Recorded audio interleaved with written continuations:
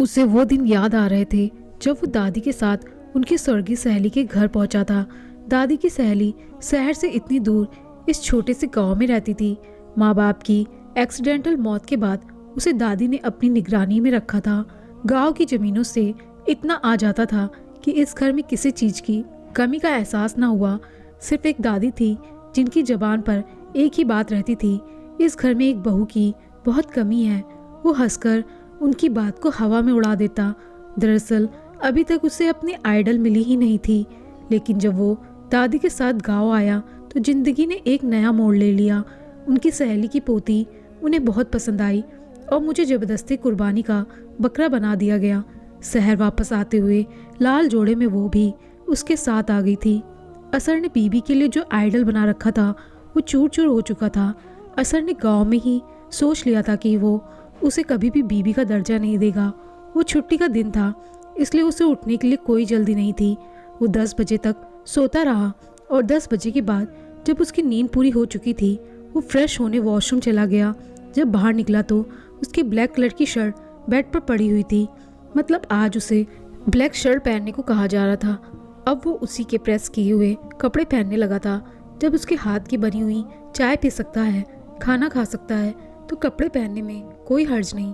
लेकिन एक बात उसे अब तक समझ नहीं आई कि इस लड़की को कैसे पता चल जाता है कि वो किस टाइम उठा है और उसी वक्त वो शर्ट बिस्तर पर लाकर रख देती है, या फिर जब उसके सर में दर्द होता है या फिर चाय पीने का मूड होता है तो बिना कहे वो उसके लिए चाय बनाकर ले आती है। हालांकि उसने शोहरों वाला ऐसा कोई हुक्म भी नहीं सुनाया कि बीबी को गुलाम बना लिया हो, लेकिन वो खुद बिना कहे उसके सारे काम करती थी। वो अच्छी बीवी वाले सारे फर्ज निभा रही थी, लेकिन इसके बावजूद भी वो उसे कबूल नहीं कर सका क्योंकि वो गांव की थी और वो शहर का। उसमें वो कॉन्फिडेंस और काबिलियत नहीं थी जो उसे एक बीबी में चाहिए था। वो खूबसूरत था, लेकिन खूबसूरती ही तो सब कुछ नहीं हुआ करती और ना ही सिर्फ खूबसूरती के साथ पूरी ज़िंदगी गुजारी जा सकती है। हर इंसान की तरह उसे भी खूबसूरती अट्रैक्ट करती है, लेकिन इसका मतलब ये तो नहीं कि एक इंसान को खूबसूरत बनाने के लिए सिर्फ हुस्न ही काफ़ी हो। हुस्न के अलावा भी कई और चीज़ें इंसान को खूबसूरत बनाती हैं। कंघी करके वो नीचे चला गया। तब तक वो नाश्ता लगा चुकी थी।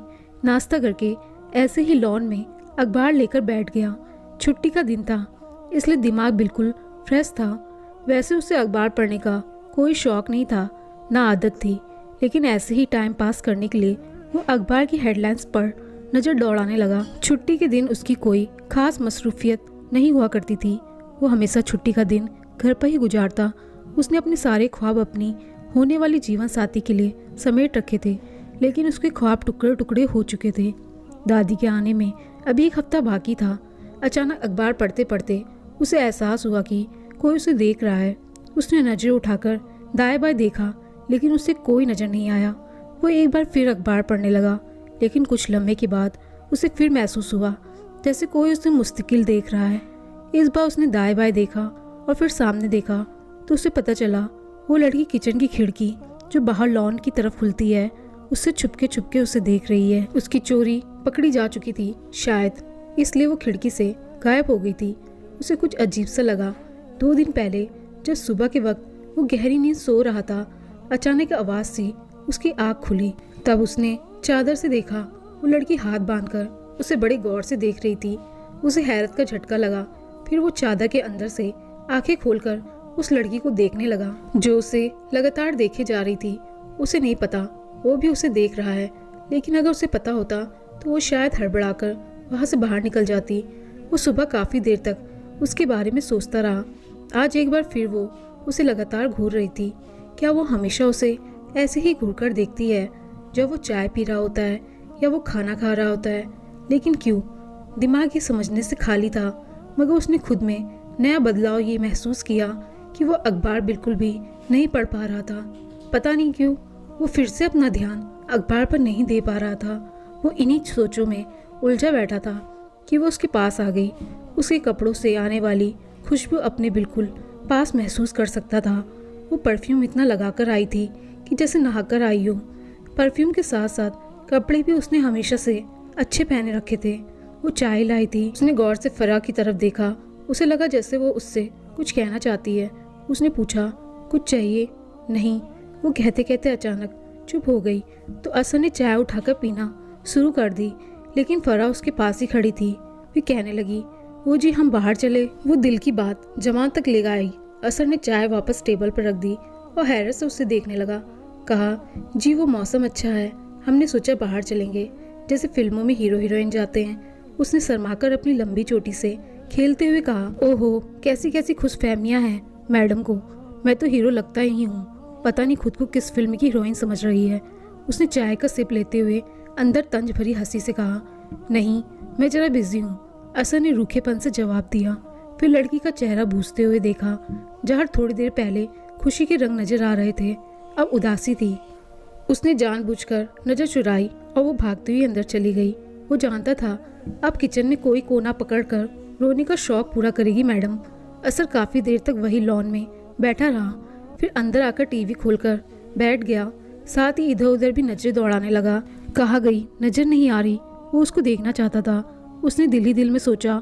फिर पानी पीने के बहाने वह किचन में चला गया, वहाँ भी वो उसे नजर नहीं आई।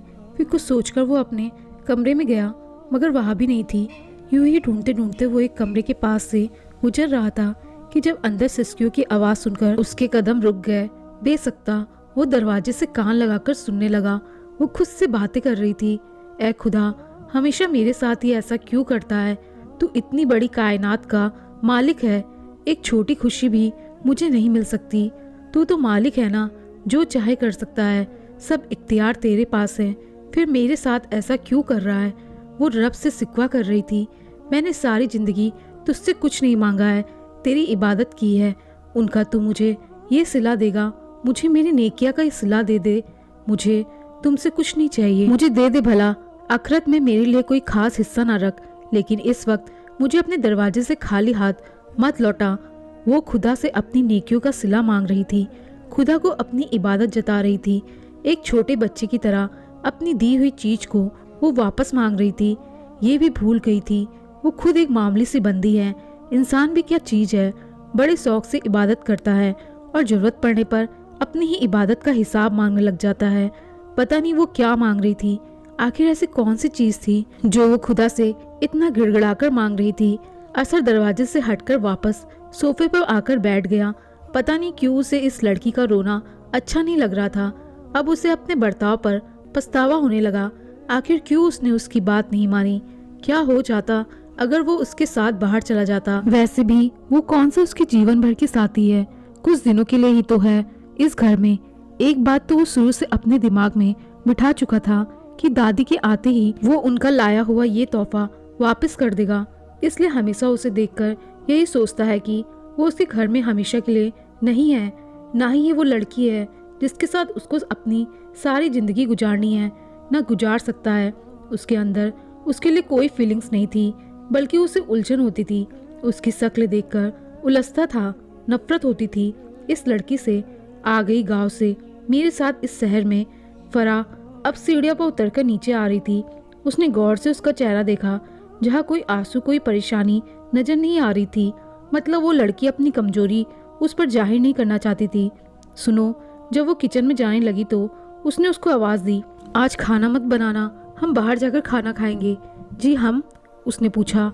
हाँ हम, मतलब हम दोनों। ओके, वो मुस्कुरा दी। और हाँ, कपड़े भी अच्छे पहन लेना, अगर इस तरह के कपड़ों में जाओगी तो सभी हंस हंस कर मजाक उड़ाएंगे। जी।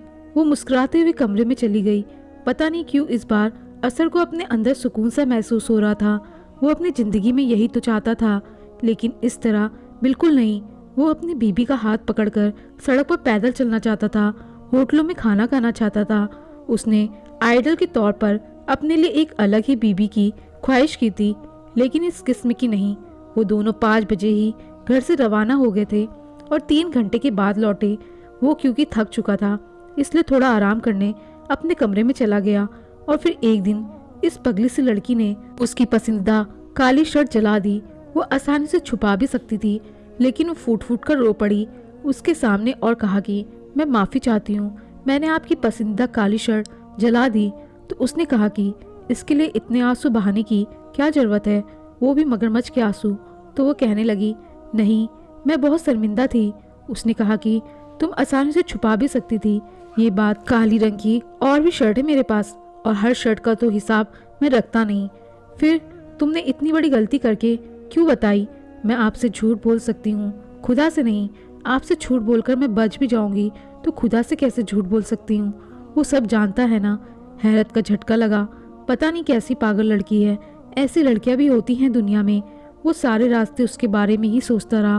वो अपने दोस्तों की जब शिकायतें सुनाता कि वो अपनी बीवियों के बारे में कैसी बातें करते हैं, हैरान हो जाता कि कौन सही है, ये एक अनपढ़ गांव की लड़की या वो पढ़ी लिखी मॉडर्न लड़कियां जो अपने शौहरों पर हुकूमत करती थी। ना खाना बनाना, ना बच्चों को संभालना, हर वक्त मेकअप से लदे रहना, हंस हंसकर हर मर्द से बात करना। उसे इस किस्म की औरतें कुछ अजीब ही लगती थी, लेकिन वो अपनी ज़िंदगी में एक बहुत अलग तरह की लड़की देख रहा था। एक ऐसी लड़की जो उसने आज तक कभी नहीं देखी थी।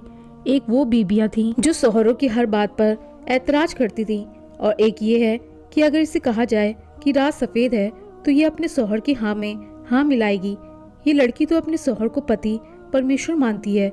इस लड़की के साथ रहते हुए उसे 30 दिन हो चुके थे, और इस 30 दिनों में उसने नोट किया कि वो लड़की कभी झूठ नहीं बोलती, बिना मकसद बिना मतलब कोई बात नहीं करती।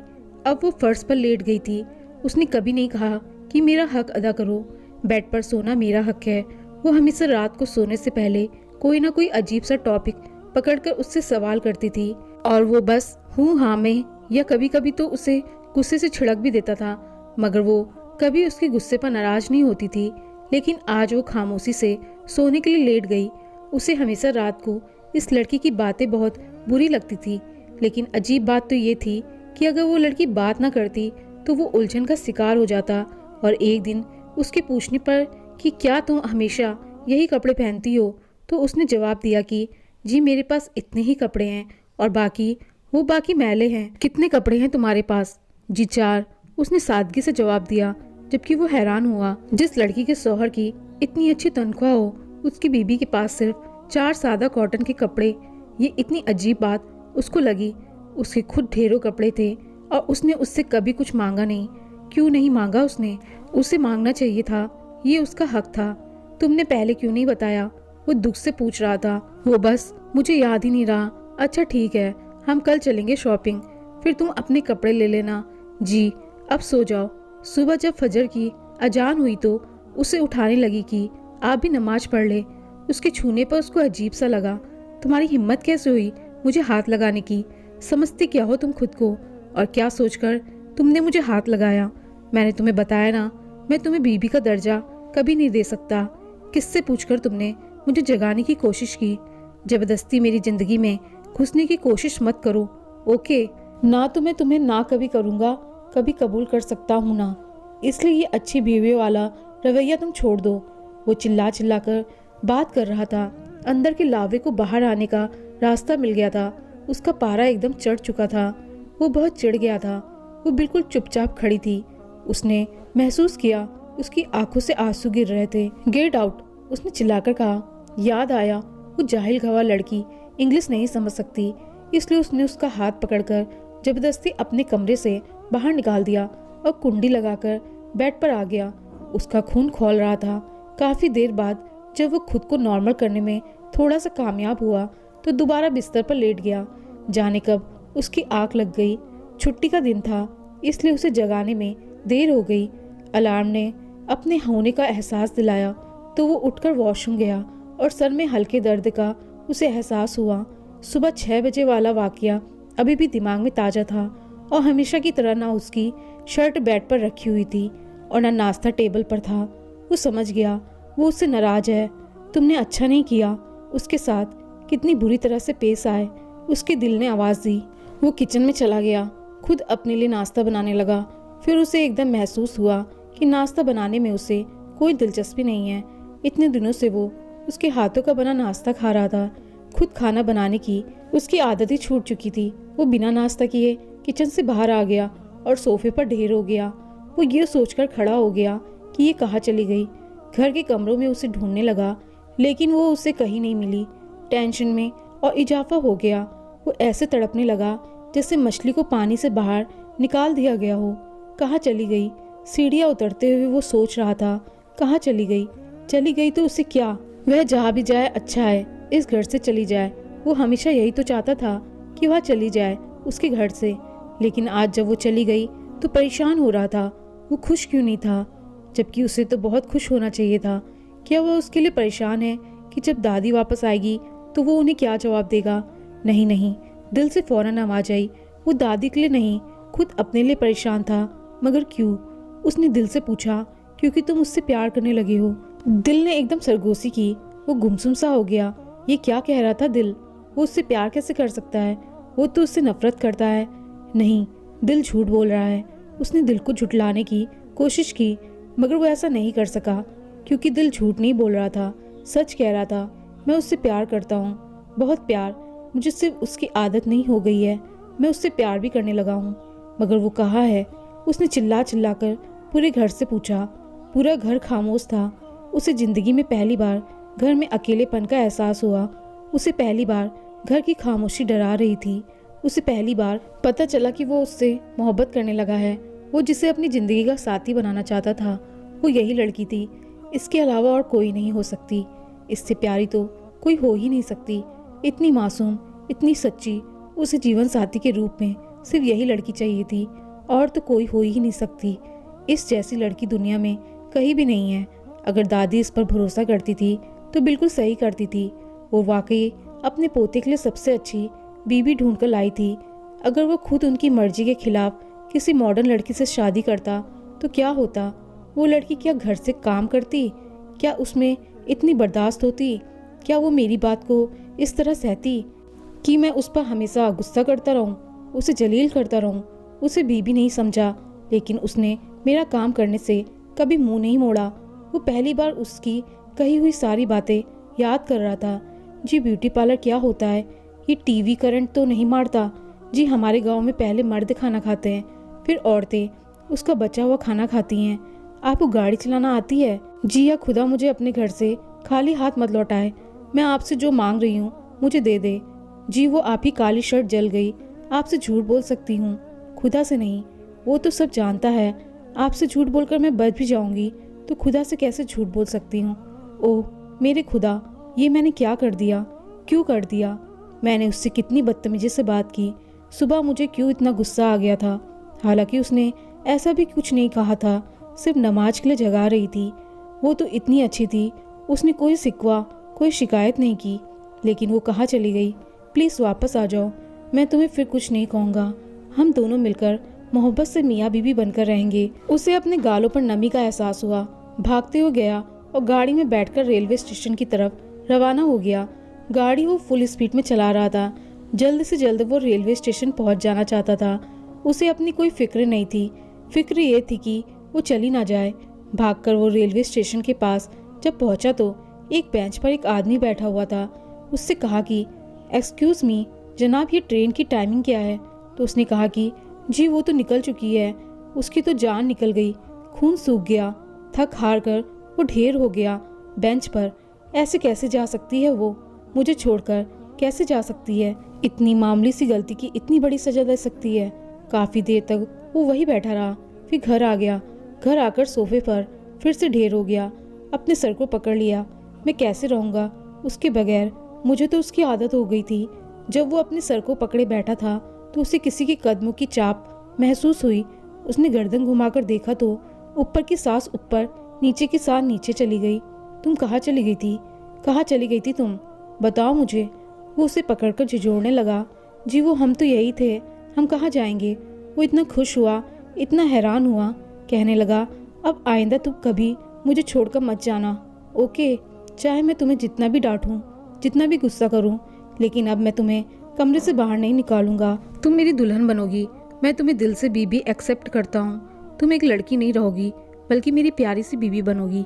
खुशी से उसकी आंखों में आंसू आ गए। वो सुबह उसके मुंह से निकलने वाले सोले सुनकर तो टूट ही गई थी। उसे लगा अब उसकी जिंदगी का कोई मकसद बाकी नहीं रहा। वो कमरे से निकलकर उसके बराबर वाले कमरे में जाकर रोती रही और रोते रोते कब सो गई उससे पता ही नहीं चला। इसलिए जब वो आवाज दे रहा था, पुकार रहा था, भाग रहा था, तो उसकी आवाज वो सुन ही नहीं पाई थी। उसके शौहर जो सुबह आग बरसा रहे थे, अब बड़ी बेताबी से अपनी बीबी को ढूंढ रहे थे। उसे हैरत भी हुई और अच्छा भी लगा। बहुत देर तक वो उसे देखती रही और कहने लगी कि मैं जानती हूँ आप मुझसे प्यार करने लगे हैं, बस इजहार नहीं कर पा रहे हैं, इसलिए मैं आपको छोड़कर कैसे जा सकती हूँ। आपका गुस्सा सर आंखों पर, लेकिन आपको पता है मेरा दिल टूट गया था आपके गुस्से से। गुस्सा करे लेकिन गुस्से में इस तरह मुझे मेरी नज़रों में मत गिराए। और फिर मुस्कुराकर शरारत से कहने लगी, आपको एक सच बताऊं, मैं आपको देख चुकी थी। आप मुझे ढूंढ रहे थे, चिल्ला रहे थे।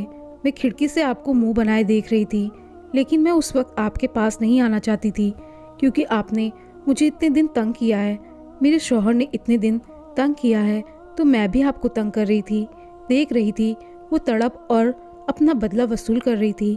सुबह वो उससे नाराज़ थी, रोई थी, लेकिन आज की सुबह वो सब कुछ नहीं हुआ था। वो तो कभी अपनी मोहब्बत का इकरार न कर पाता। ये तो किस्मत का फैसला था, जो होता है अच्छे के लिए ही होता है। बेशक कोई है जो हमारी हर सोच पर इख्तियार रखता है, हमारे लिए बेहतर फैसले करता है। वही है जो इस पूरी कायनात को चला रहा है। ये सारी दुनिया उसकी है। उसने निगाह उठाकर ऊपर आसमान की तरफ देखा। बेशक जोड़े वही बनता है। आसमानों पर वो अपने इंसानों में कभी फर्क नहीं करता, ना देहाती और ना शहरी में, और ना ही गरीब और अमीर में। वो सबको 2 आंखें, 2 कान, 2 हाथ, 2 पाँव नवाज कर भेजता है। फर्क तो सिर्फ इंसान करते हैं, और कब वो दिलों से नफरत निकालकर मोहब्बत भर दे, ये उसके अलावा कोई नहीं कर सकता। दोस्तों, आपको कहानी पसंद आई हो तो लाइक, शेयर और कमेंट जरूर करें, और चैनल पर नए आए हैं तो चैनल को सब्सक्राइब करना ना भूलें। धन्यवाद।